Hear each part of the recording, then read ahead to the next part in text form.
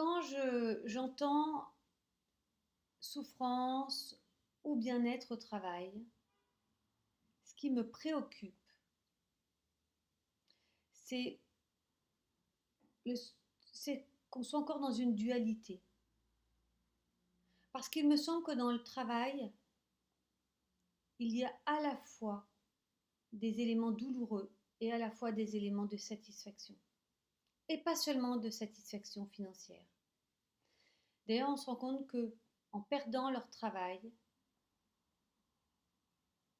les personnes perdent en partie la santé si elles n'y sont pas préparées. Et pas seulement pour des questions financières, parce que les études montrent que c'est vrai pour les personnes qui perdent leur travail ou leur emploi de façon brutale suite à un licenciement par exemple ou une fermeture d'entreprise, mais c'est aussi vrai pour des personnes qui partent à la retraite. Et à ce moment-là, je perçois en les écoutant combien ce qui est important, c'est l'utilité, ce à quoi on contribue, ce que l'on apporte au collectif, à la collectivité. Quelque part, travailler, même si on y va pour gagner de l'argent, en tout état de cause, c'est ce qu'on se raconte, et c'est nécessaire, et je ne le nie pas du tout. Travailler constitue un acte social qui, s'il a du sens, rémunéré ou pas, peut contribuer à la santé. J'entendais dans la MJC en bas de chez moi une personne à la rentrée qui disait, une bénévole qui disait: oh là là, ça m'a manqué, ce mois de fermeture, ça m'a manqué de venir travailler ici. Et pourtant, elle est bénévole.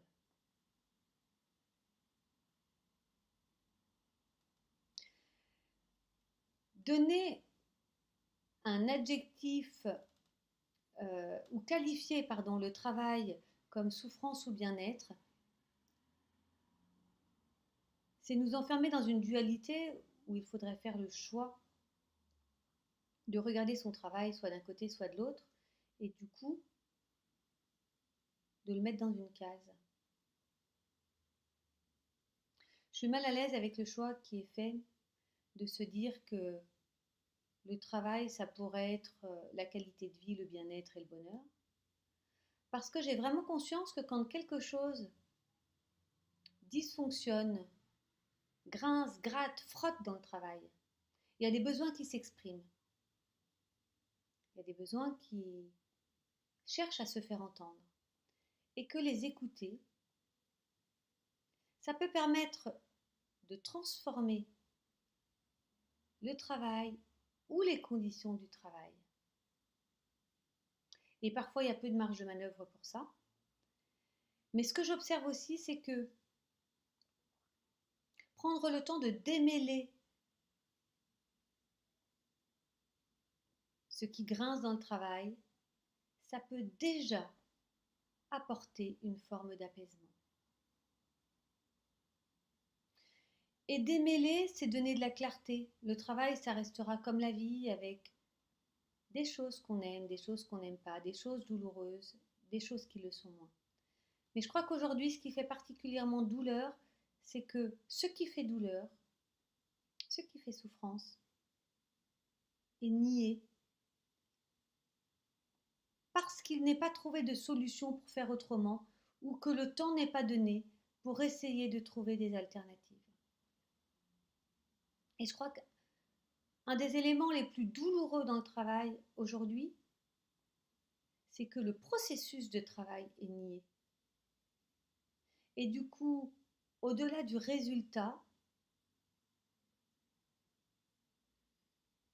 regardez ce qui se vit, ce qui fait vie dans le travail.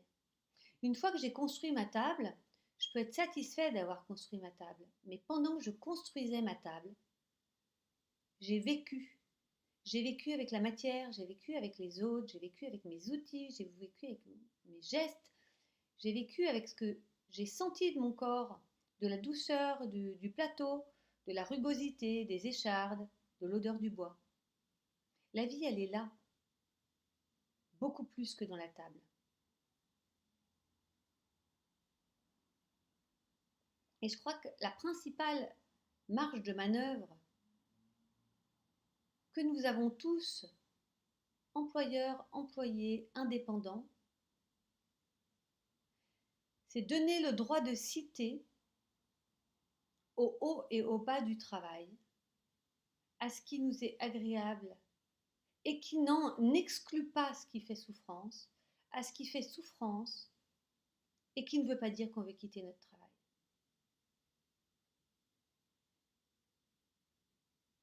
J'ai fait cette erreur moi-même en disant à mon fils qui se plaignait de son collège, mais si tu veux, on peut réfléchir à changer de collège.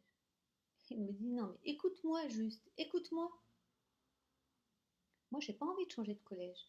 Mais là, ce qui s'est passé, c'est douloureux pour moi. Merci pour la leçon. Merci pour la conscience que ça me remet à jour.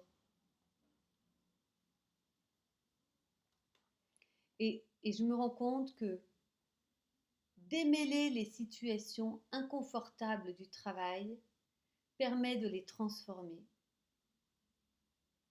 Et les démêler, c'est identifier ce qui est de l'ordre de mes jugements, de mes croyances et ce qui est vraiment important pour moi. Dans une formation assez récemment, une personne me disait « Non mais de toute façon, je suis exclue. Je suis exclue, ils n'ont pas confiance en moi, j'ai pas confiance en eux. Ça ne changera jamais. » Et je lui ai dit « Mais quand tu dis ça, qu'est-ce que tu vois, toi? Qu'est-ce qui te fait dire que tu es exclu? » Ben, en fait, telle personne, elle passe, elle me dit bonjour et puis après elle s'en va. Et toi, quand tu vois ça, t'es triste en fait. T'es un peu déçu. T'aimerais avoir du temps pour discuter. Ouais, c'est ça. Mais c'est pas tout à fait pareil. Que la personne dise bonjour et s'en aille. Et d'identifier combien ça serait important d'avoir des temps de convivialité. Que de se dire qu'on est exclu. De la même façon, un manager disait, mais de toute façon, là, mes deux assistantes, elles sont en conflit et je ne peux pas les faire travailler ensemble. C'est pas possible. C'est pas possible, j'ai essayé, mais ça marche pas. D'accord. Et du coup, quand vous avez essayé, qu'est-ce que vous avez fait? Ben, je leur ai demandé de travailler ensemble. D'accord. Et elles n'y arrivent pas. Non. Est-ce que vous les avez déjà invitées à une réunion et vous avez animé la réunion en leur donnant leur place à chacune, en faisant, en les sollicitant sur leur champ de compétences à chacune? Ah ben, j'aimerais bien ça, mais elles vont jamais vouloir. Si vous les invitez toutes les deux à une réunion avec un ordre du jour et avec clarté ce qu'elles vont y apporter en fonction des dossiers sur lesquels elles travaillent, elles vont vous dire non, je viens pas. Ben non, peut-être qu'elles vont venir quand même. Et peut-être que ça vaut le coup d'essayer. Et puis peut-être qu'en essayant, ben ça marche. Parce que peut-être que ce qui manquait, c'était le processus qui leur permettait de travailler ensemble. Et ça, elles n'avaient pas forcément l'idée de comment faire, alors qu'elles n'ont pas forcément des appétences l'une pour l'autre, pour travailler ensemble en tout cas.